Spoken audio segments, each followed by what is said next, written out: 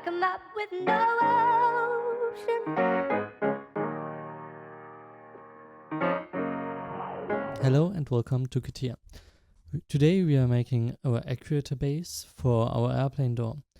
So this is introducing to Catia, so you get known to the tools and all the stuff. And I'm making it from the reader of TioDelft, this one here, which you can download from Blackboard.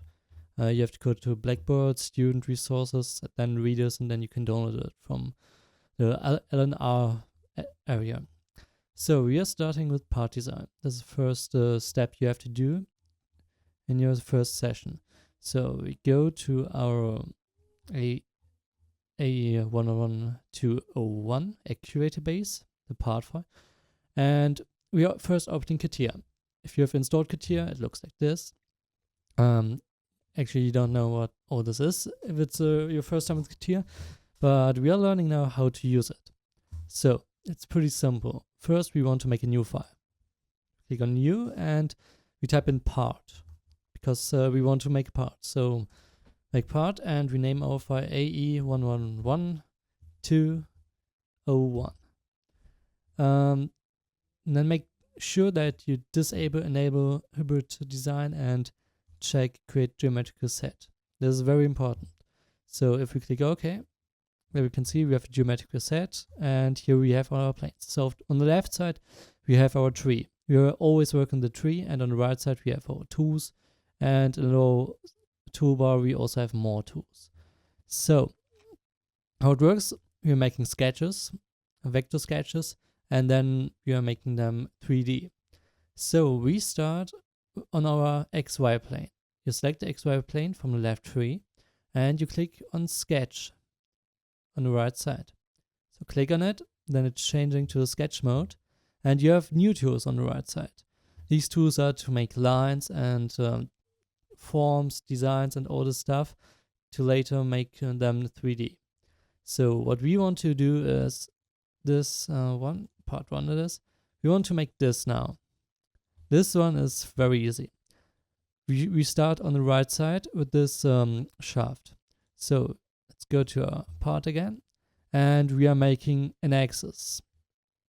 This axis we use for our shaft to make it. So we're making a little box here with an arc, and this arc will rotate around this axis to make a 3D shaft.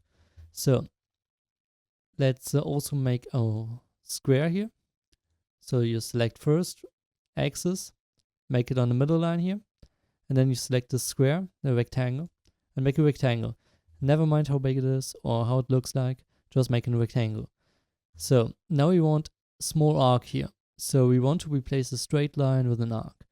We just delete this line, click cut or delete, never mind what you're doing, and then go on the right side to your circle tool, drop down menu, and 3-point arc. Click on it. It's this arc with the cursor in the middle.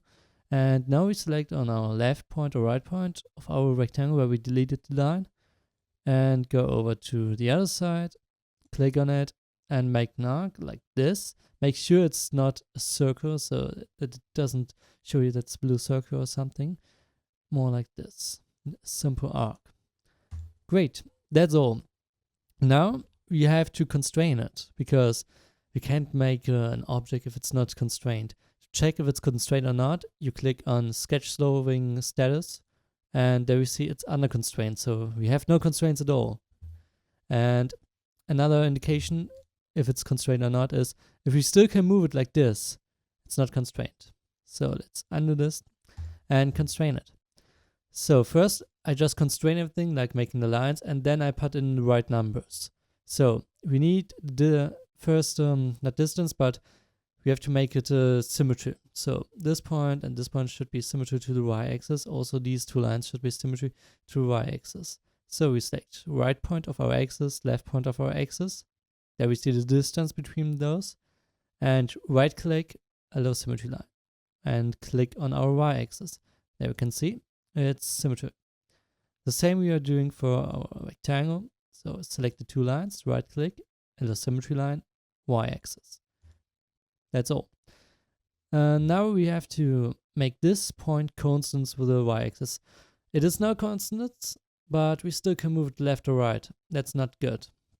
So let's undo it, select constraint tool again, and click on our point and the y-axis, and then we can see the distance is 0. Of course, it's directly on the line. So we are making it constants with right click and constants.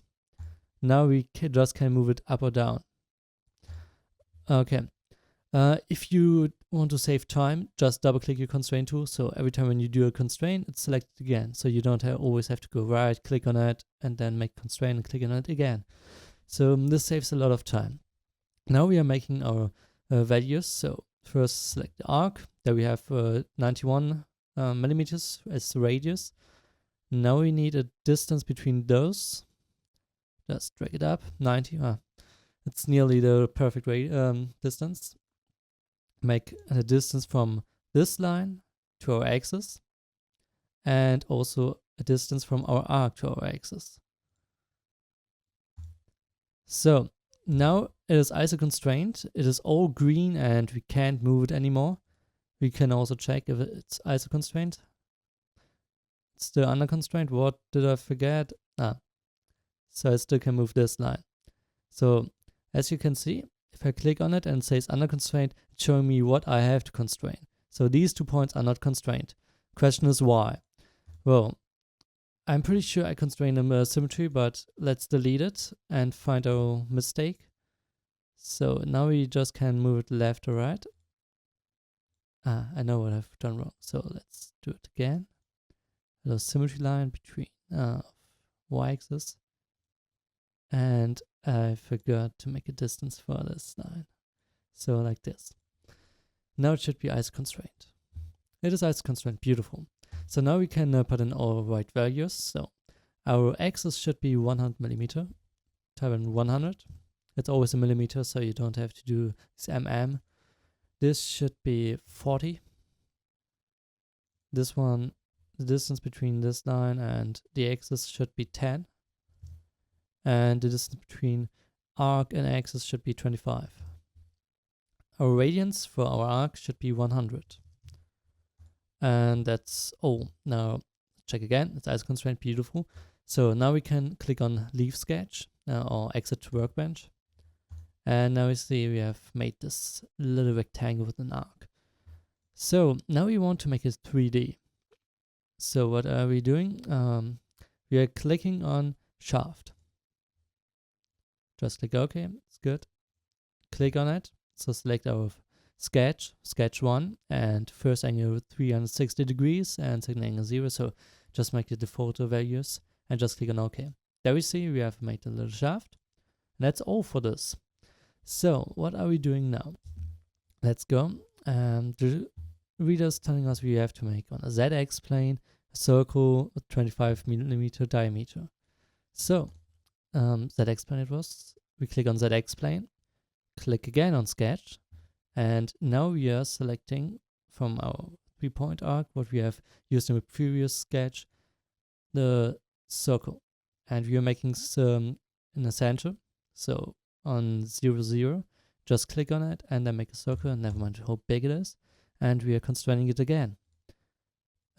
This time 25 millimeters. Check if it's ISO constraint. It's ISO constraint, beautiful. So we can exit workbench, and now we want to make a pad out of this. Making a pad is very easy. We are selecting our pad tool from the right side. It's the first under sketch, and we are selecting our circle. As a dimension, we use 960 millimeters, and it also has a thickness.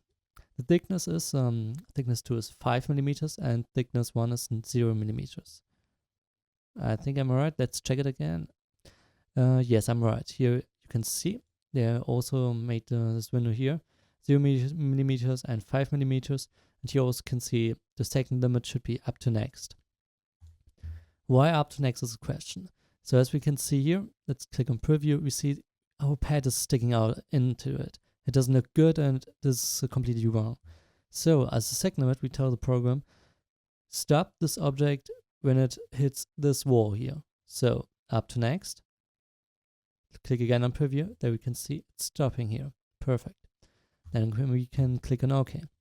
The next step and final step you have to do is we have to make an edge fillet because these edges are not smooth at all. They're, well, upsala. They're very sharp and this is not good. So we select edge fillet from the right side. And we are selecting on our end here of the pad the outer circle. Then we are selecting the connecting edge from our pad to our shaft and the outer circle of our shaft on both sides. And as a radians, we use 2 millimeters. Click preview, and there we see, beautiful. Now it's much more smooth. Next step, and our last step, is adding material. Because in the end, it shouldn't look like this. It should look like this and fire red.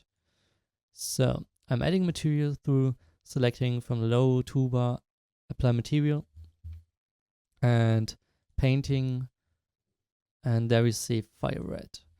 So somehow this is gray. I can't click anything.